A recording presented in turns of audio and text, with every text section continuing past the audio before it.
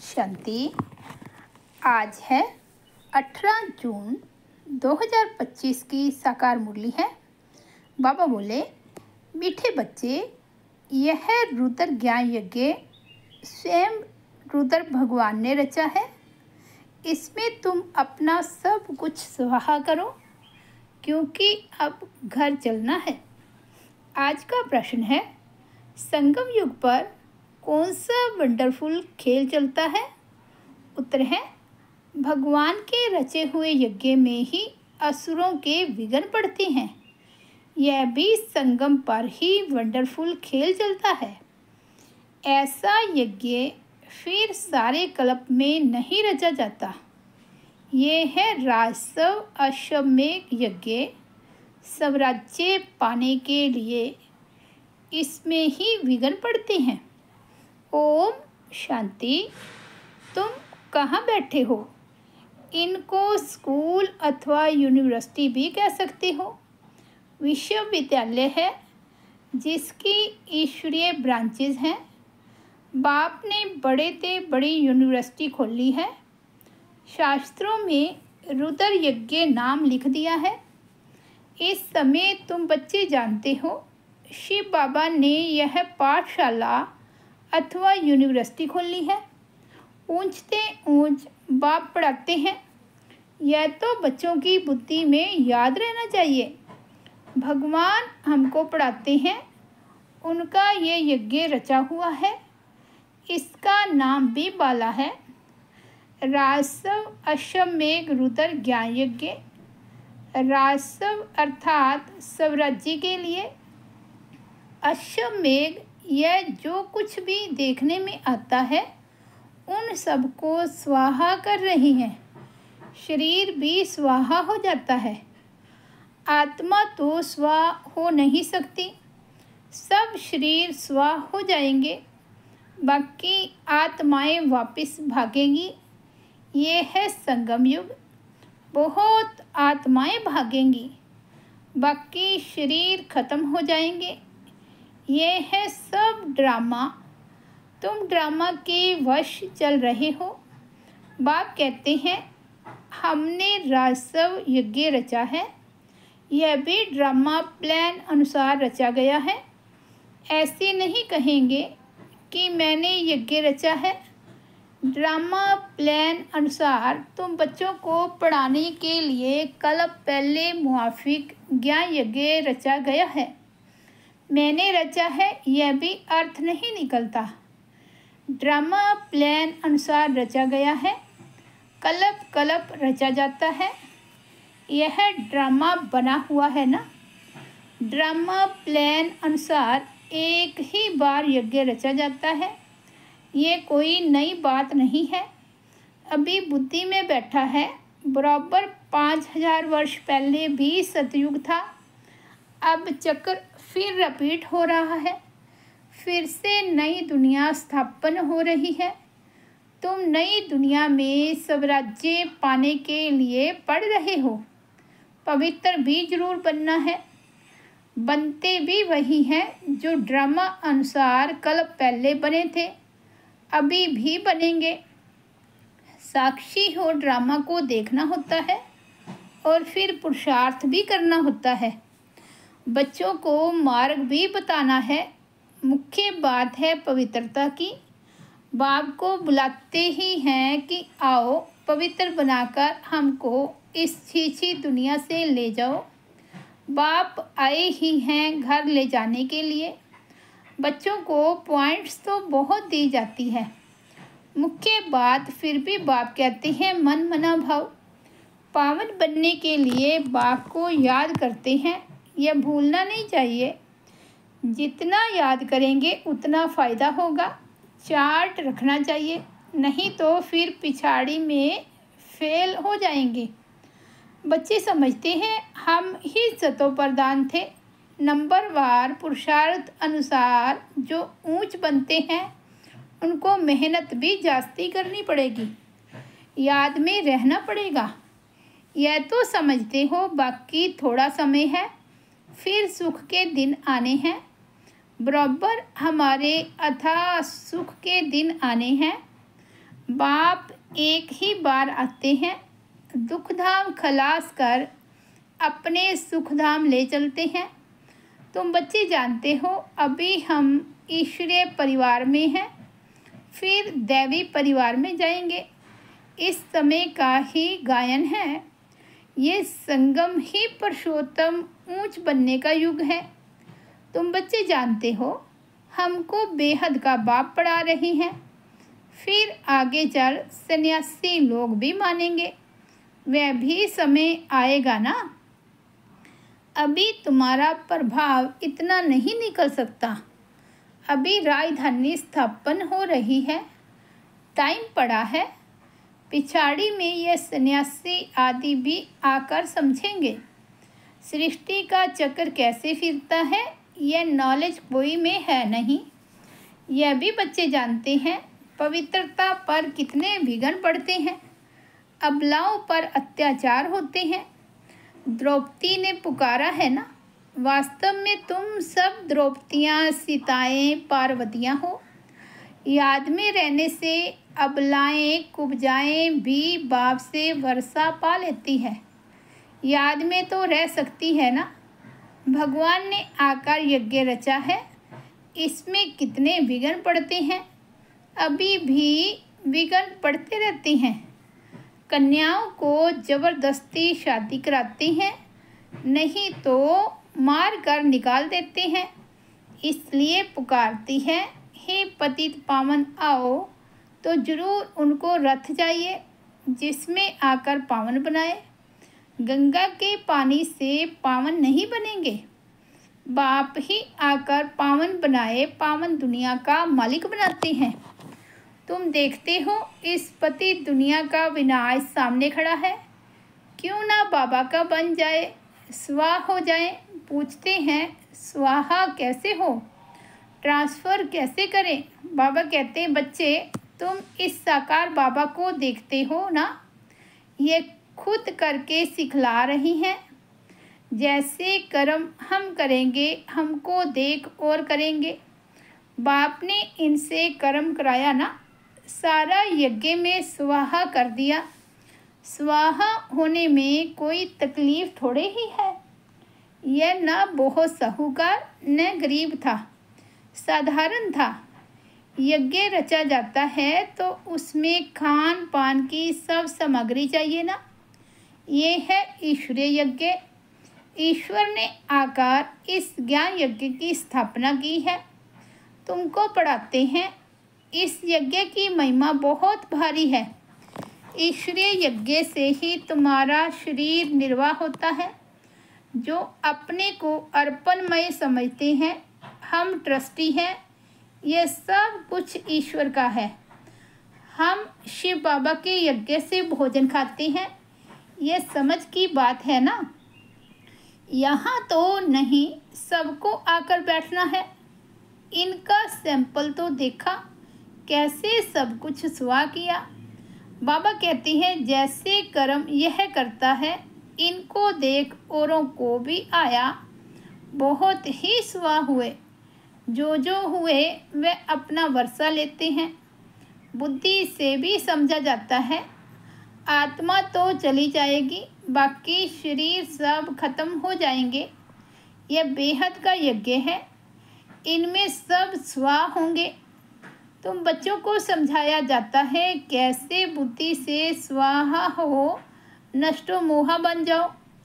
यह भी जानते हो, यह सारी सामग्री खाक हो जानी है। कितना बड़ा यज्ञ है। वहाँ फिर कोई यज्ञ नहीं रचा जाता है, न कोई उपद्रव होते हैं। ये सब जो भक्ति मार्ग के अनेक यज्ञ हैं, वे सब खत्म हो जाते हैं।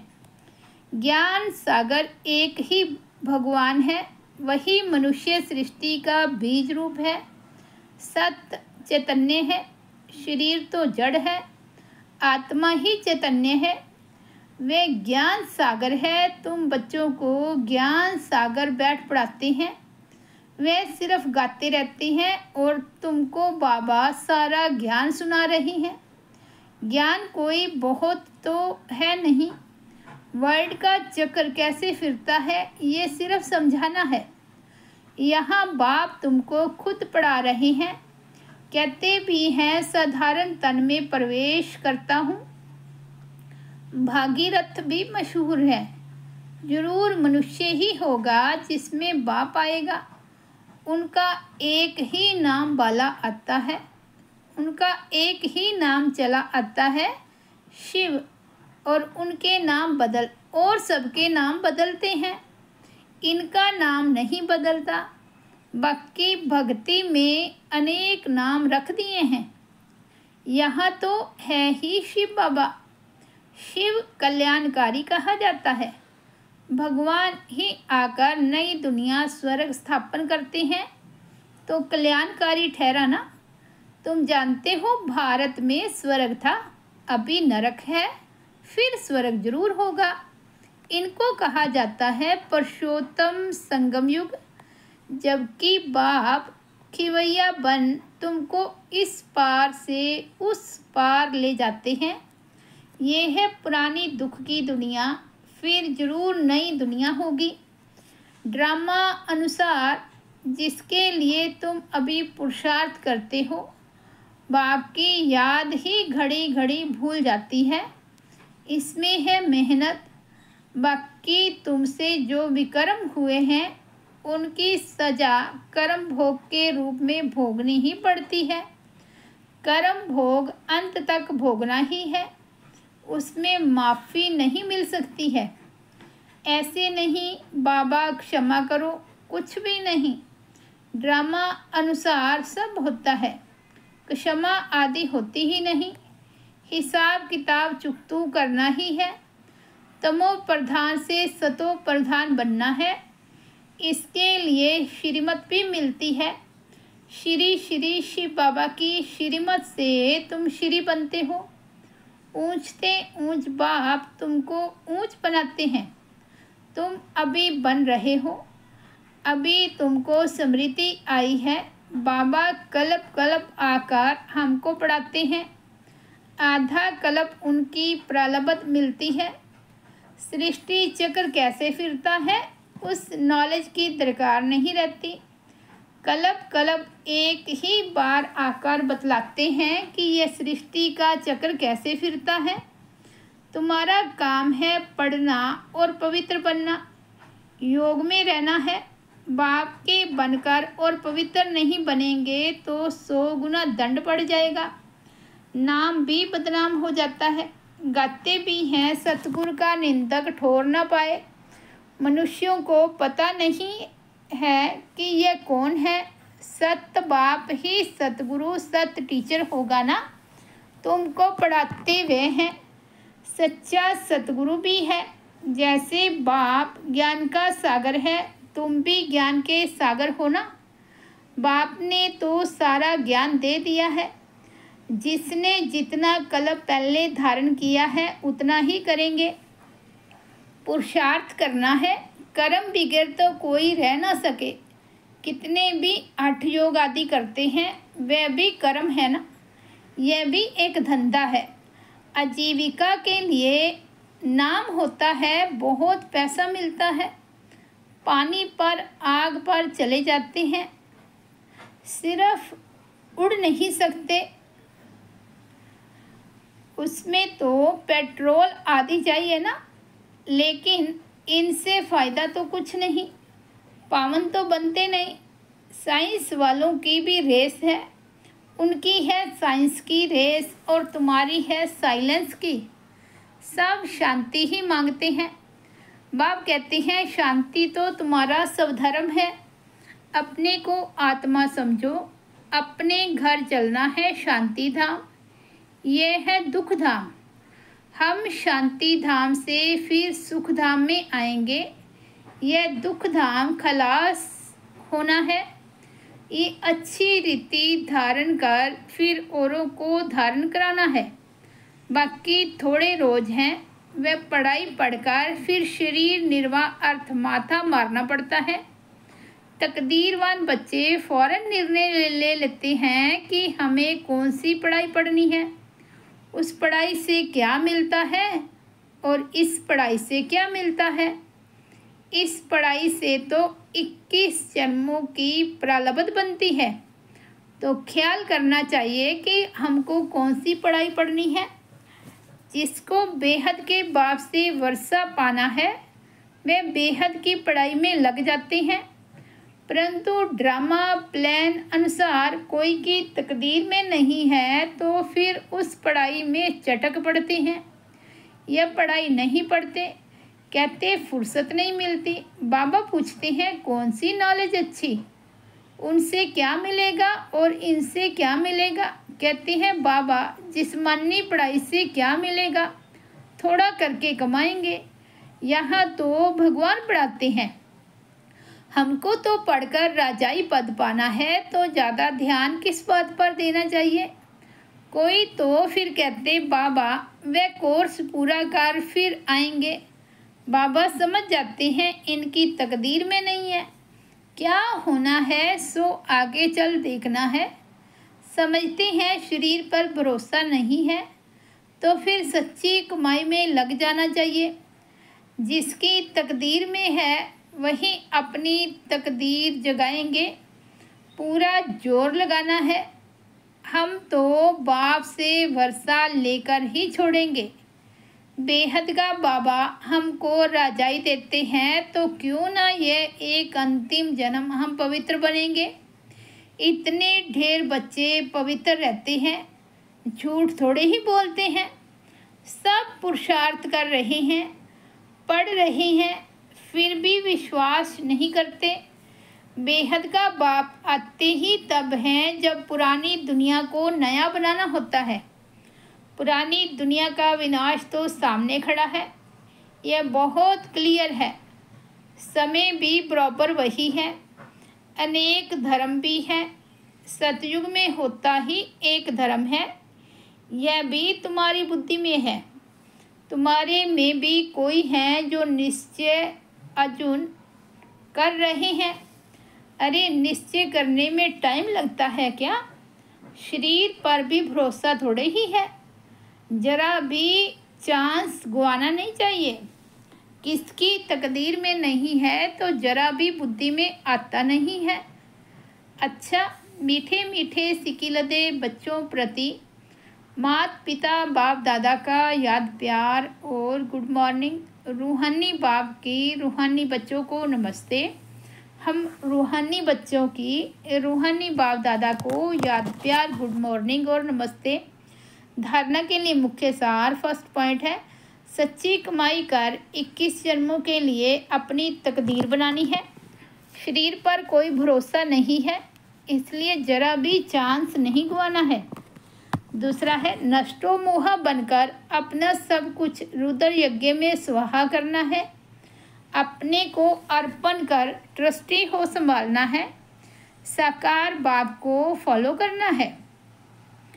आज का सतगुरु बाबा का वरदान है, ईश्वरीय नशे द्वारा पुरानी दुनिया को भूलने वाले सर्व प्राप्ति संपन्न भाव। जैसे वह नशा सब कुछ भुला देता है, ऐसे ये ईश्वरीय नशा दुखों की दुनिया को सहज ही भुला देता है। उस नशे में तो बहुत नुकसान होता है, लेकिन पीने से ख़त्म हो जाते हैं, अधिक पीने से ख़त्म हो जाते हैं, लेकिन यह नशा अविनाशी बना देता है। जो सदा ईश्वरीय नशे में मस्त रहते हैं वे सर्व प्राप्ति संपन्न बन जाते हैं। एक बाप दूसरा न कोई, यह स्मृति ही नशा चढ़ाती है। इसी स्मृति से समृद्धि आ जाती है। स्लोगन है, एक दो को कॉपी करने की बजाय बाप को कॉपी करो। अव्यक्त इशारे, आत्मिक स्थिति में रहने का अभ्यास करो, अंतर्मुखी बनो। अंतर्मुखी रहने वाले ही हर ज्ञान रतन की गुहिता में जा सकते हैं। ज्ञान की हर पॉइंट का राज क्या है और किस समय किस विधि से उसे कार्य में व सेवा में लगाना है, इस तरह से उस पर मनन करते उस राज के रस में चले जाओ तो नशे की अनुभूति कर सकेंगे। अच्छा, ओम शांति। तो ये थे आज 18 जून 2024 के बाबा के अनमोल महावाक्य। मुरली की हेडलाइन है, मीठे बच्चे, यह रुद्र ज्ञान यज्ञ स्वयं रुद्र भगवान ने रचा है। इसमें तुम अपना सब कुछ स्वाहा करो, क्योंकि अब घर चलना है। ओम शांति।